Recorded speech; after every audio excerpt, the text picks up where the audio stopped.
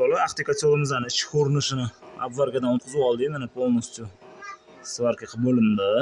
Assalomu alaykum o'rtoqlar. Mana xudo xolisa navbatdagi buyurtma qilingan kachollarimizni tayyor holatga keltirib oldik. Bu kachollarimizni har xil kvadraturaga faqatgina tabiiy gazda ishlash uchun mo'ljallab yasaldi. Mana bu kacholimiz o'zimizning oddiy ekonom kacholimiz.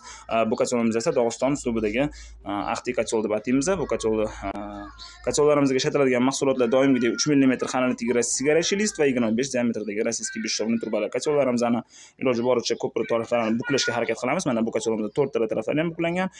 Bu kacholimizda esa faqat mana shu tepa qismlari buklangan holatda bo'ladi va faqat old va orqa tarafida shof tushirilgan. Zaklopkalar berilgan. Ikkala kachollarimizda ham bu kacholimizni bemalol bosim bor joylarga uстановка qilish imkonini beradi.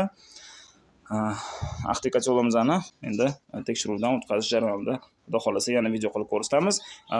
Birinchi marta ko'rib turgan mijozlarimiz uchun bu kacholimizning ichki qismini ham video davomida qo'yib o'tamiz. Buyurtmalar bo'lsa bemalol buyurtma qilaverasizlar. Pastda telefon raqamlarimizni yozib qoldiramiz. Istalgan turdagi, istalgan kvadraturaga, istalgan yoqilg'ida yonadigan kachollarni yasab berish imkonimiz bor.